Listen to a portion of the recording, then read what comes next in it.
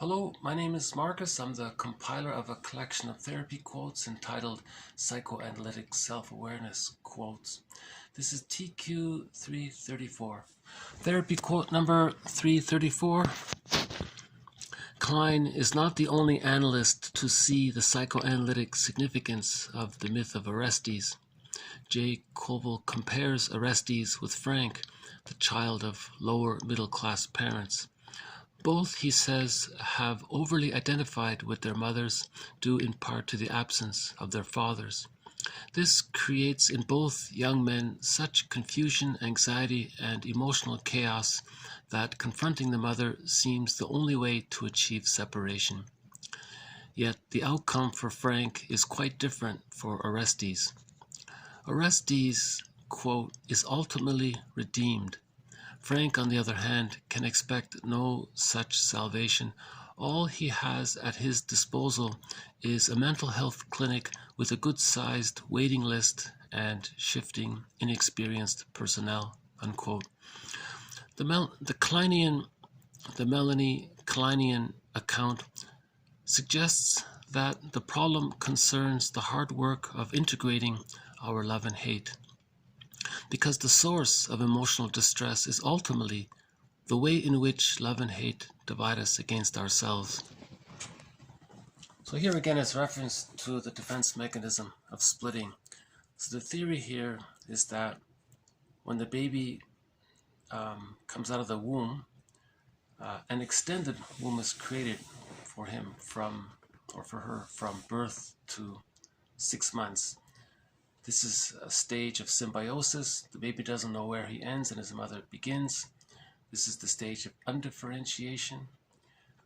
Kind of a fusion, a psychic fusion takes place. It's like an extended womb. So the mother's holding the baby and comforting the baby. Because humans come out of the womb too early, so mothers offer an extended womb from birth to 6 months.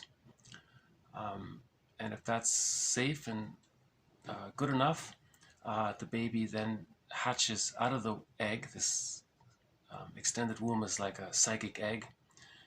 From 6 months to 36 months, the child slowly hatches out, and by the age of 36 months, he achieves the psychological birth. So there's the biological birth, and then with the good enough care from birth to 36 months, then there's the psychological birth, where the child has access to his real self, knows his individual wishes, his unique sense of himself. He has a feeling of ontological security within himself, basic trust. He can relate to others in a mutual way. He can be imaginative and playful, and he can feel gratitude, and he can apologize and if he makes a mistake, and he feels regret, and he has a wide range of feelings. If he sets a goal from his real self, he doesn't feel guilty about it. He's not worried about hurting his mother, or he's not out to try to punish the mother. None of that's there. He's an autonomous person at the age of 3. If something goes awry, then the defense mechanism of splitting that was in place between birth and 3 then gets stuck, and that's a developmental trauma. And we express this split by calling it the conflict between love and hate for the mother, because sometimes the mother wasn't available, she wasn't around, the child felt hurt by this, but he disassociated his hurt feelings and the image he has of the rejecting mother into his unconscious. So there's the splitting, and the satisfying, loving memories of the mother and the good feelings that he has in his relationship with his mother, he holds on to that, and that preserves the attachment to the parent. And the negative feelings he splits off and disassociates. So there's that splitting that takes place from birth, but by the age of 3, it gets resolved. The theory is that the baby can't handle the idea. He's so small, the mother's so big, he's so helpless and dependent, she's so grand and powerful. How does the baby get the idea or handle the idea that the mother is sometimes loving and sometimes rejecting? The theory is he creates 2 images of the mother. One image of the mother is this this satisfying, loving mother. In fairy tales, the good witch or the good fairy godmother, and then the unavailable mother becomes the frustrating character or the frightening character in the fairy tale. Remember, fairy tales and myths are true on the inside, not on the outside. Someone once said that mythology and fairy tales are misunderstood metaphors for the psychic world. Metaphors and myths are metaphors for this psychic inner world. And sometimes people misunderstand myths. So he said that myths are misunderstood metaphors or something like that. Anyways, so Melanie Klein here is saying the source of emotional distress is ultimately this situation when there's an insecure attachment style. We're not really dealing with a secure attachment style. The person with the psychological birth is happy in love and work and has mutual relationships, can express himself, sets goals. He's not in this unconscious grand design to show up the mother or be the mother and do to others what was done to him, to tell the mother what happened or to communicate what happened to him. He's not caught in this drama like that is a byproduct of the repetition compulsion going awry after the age of 5. So an insecure attachment style is a developmental trauma. When there's a trauma, there's the repetition compulsion to try to master the trauma. But after the age of 5, this goes awry. All those defense mechanisms, splitting, projective identification, externalization, displacement, magical thinking, acting out, undoing, and others, all these immature infantile defense mechanisms are meant to be existential hearsay by the age of 3.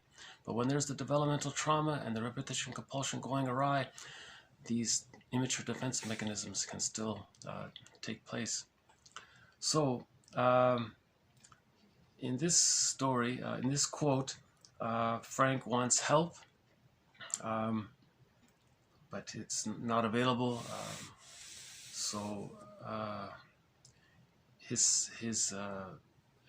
The theory is that he would still have this inner conflict between this inner ambivalence. He can't mourn. See, when there's splitting, the person doesn't mourn losses. Splitting precludes mourning. And when mourning doesn't take place, then there's chronic grief, aggravated grief, prolonged mourning, melancholia, pathological nostalgia, and that leads to stress on stress. And how one person said that his inability to integrate love and hate led to him to becoming a curmudgeon, he said. You know, Mead said we need more olders to become elders. He said we need more olders to do the inner work, to achieve whole object relations, to reach a psychological birth. And that experience can make them an elder. But see, that's a sign of how a lot of people have this unresolved developmental trauma. So remember, from birth to 3 months, there's this thing called infantile megalomania. While in the womb, the baby we imagine that it's as if the baby might think, if he were to have thoughts, that he would think that he were some kind of god. All of his needs are just met. And in the extended womb, the similar thing. He has a need, mother meets the need. He thinks he created it, so like a magical thinking. So when there's trauma there before the age of 3, myths in part describe this infantile megalomania. The gods are all powerful, they're always angry, there's inner conflict going on. And remember, in an insecure attachment style and the repetition compulsion going awry, the person often projects his wounded inner child onto other, to a non-threatening substitute other. The projector identifies with the aggressor, and it does to the innocent other what was done to communicate what was done to him. That's called the negative magic gesture. You see, or he projects the mother onto the other and wants that person to change. But see, this is all called a secondary delusion, because no one can go back in time to babyhood time to redo what happened or to master that trauma. That's why it's gone awry, because you're caught in this Sisyphus dilemma, you know. So this is what she was saying. The hard work of integrating love and hate. That's heal the splits. To integrate love and hate, you need to admit the reality of the parent. You have to acknowledge the reality of the parent instead of constantly, worshiping the mother and putting her on a pedestal and the world's greatest mom and Mother's Day. So we have to see the parent. The idea is to see the parent as ordinary, like Bruce Springsteen said, as ordinary people who had their dreams, things didn't pan out. So every parent was caught in their existential dilemma.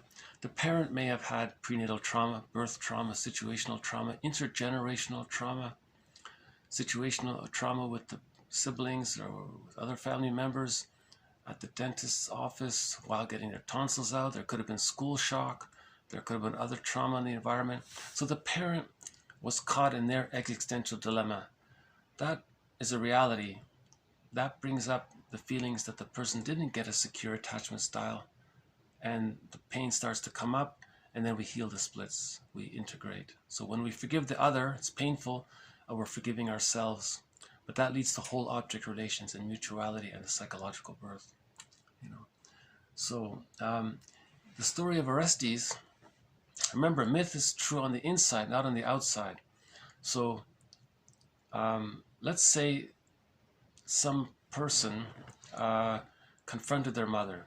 That just means questions the mother, or questions the belief that she's all perfect, all good, and questions the idea that she did nothing wrong. Maybe not on purpose, but just questions. That's what they mean by confront. Confront your belief or your fantasy or whatever. So the person, let's say, interviews the mother. How was the pregnancy and the birth in the first 3 years, and what attitude did you have, towards your child at that time? Did you secretly want the child to be dependent on you to meet your needs? So just that's like confronting the mother, interviewing the mother like that. Now, the psychic representation of that would be that the child's impression of himself separates from the impression of the other. So remember in Iron John, the boy had to get the hero had to get the key out from under mother's pillow. So this confronting the mother is kind of like getting the key out from under mother's pillow. Now Orestes, in that version, it's more dramatic. It's like he's pushing the pillow away to grab the key. That's cutting the psychic umbilical cord to the rejecting mother. Right. So remember, someone sees a Greek drama on theater, all of the characters, that's just a personified metaphor for what we imagine is going on in the psyche, or what the baby experienced and what he remembers in his unconscious history during the insecure attachment style. So there's that inner conflict between the two forces, love and hate, right? And healing is when we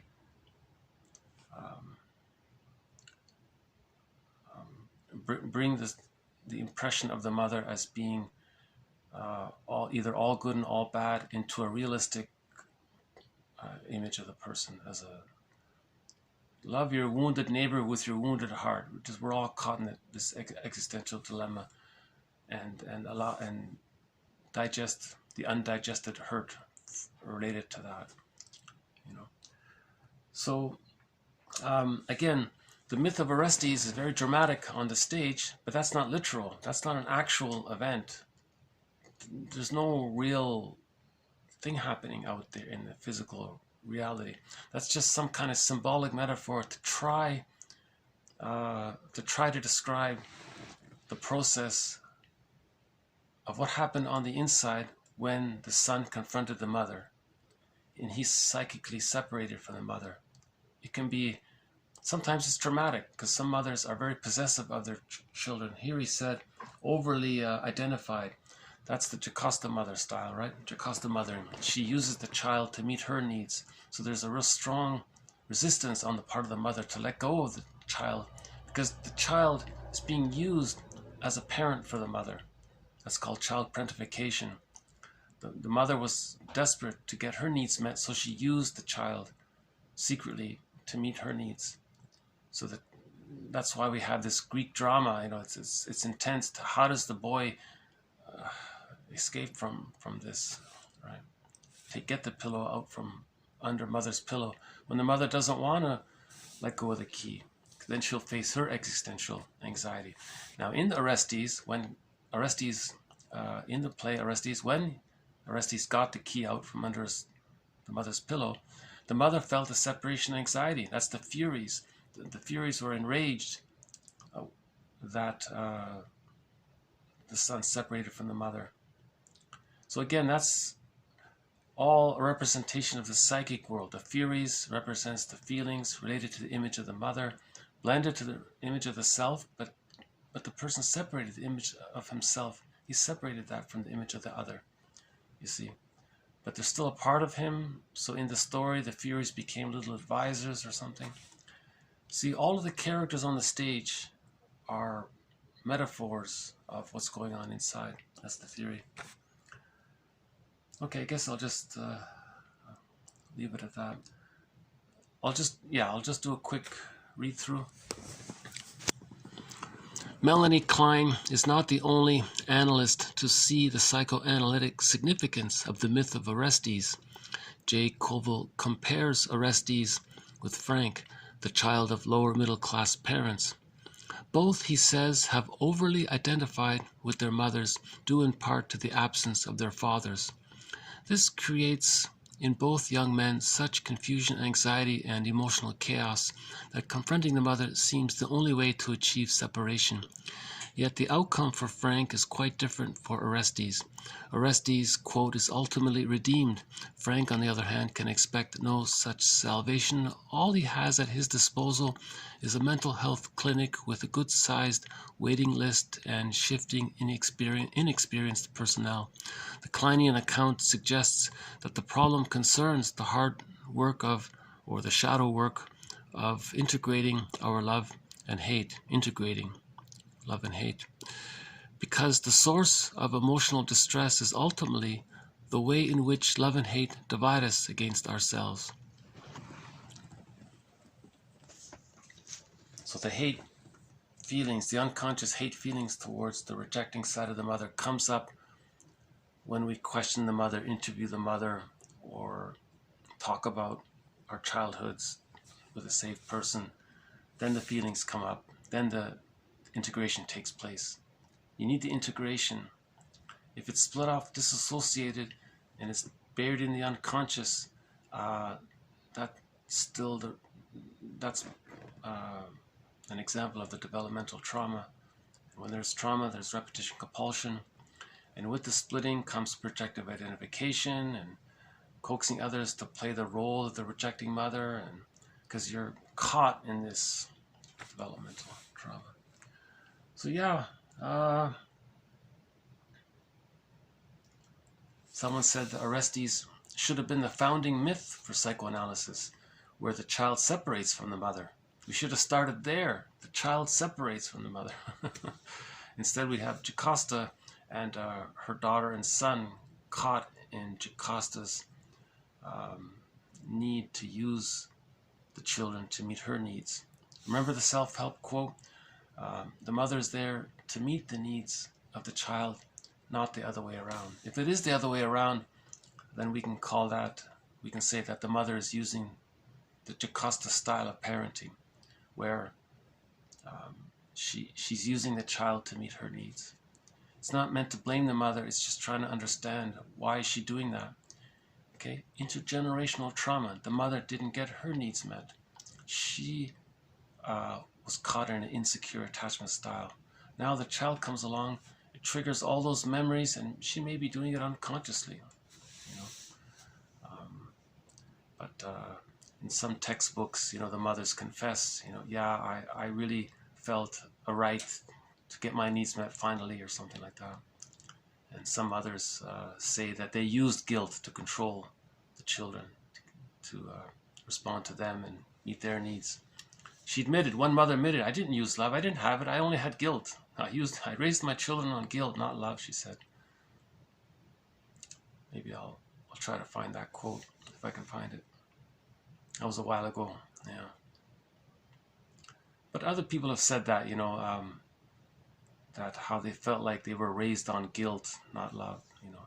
That relates to that Virginia Satir quote from a few videos made ago, maybe last week or so. Virginia Satir was pleading to the audience, please, audience, don't say to your children that you gave them life and they owe you. You didn't give them life. You created the conditions for life. You know, you facilitated it all, but you didn't make it. You didn't create it. Don't think you're so important. Like, so there's a little speech about that she made. Virginia Satir, S-A-T-I-R. Yeah. Okay, I guess I'll just leave it here. So this has been TQ 334. A little bit more on the defense mechanism of splitting and how splitting precludes mourning and can cause the repetition compulsion going awry, and we're acting out our childhood drama. And that leads to the need to integrate, to assimilate the feelings of love and hate by facing the hate and accepting the hate, so we get to see the parent as a realistic person, ourselves as realistic. So there's forgiveness of the other leads to forgiveness of the self, reparation of the other leads to reparation of the self, and that again, myths are true on the inside, not on the outside. That thing we see on the stage, all that, the Furies represents the feelings, the angry feelings of the separation anxiety. That's all. They're not actual. All of the, even in those plays, they make it look like fairy tale characters, don't they? They make it clear that they're not actual people. So they're very heavy on the costumes to make sure no one confuses it as it being some kind of practical, real thing. They're metaphors for the inner world, right? Okay, I guess I'll just leave it here. So thank you very much. This has been TQ 334. More to follow. Thank you. Bye for now.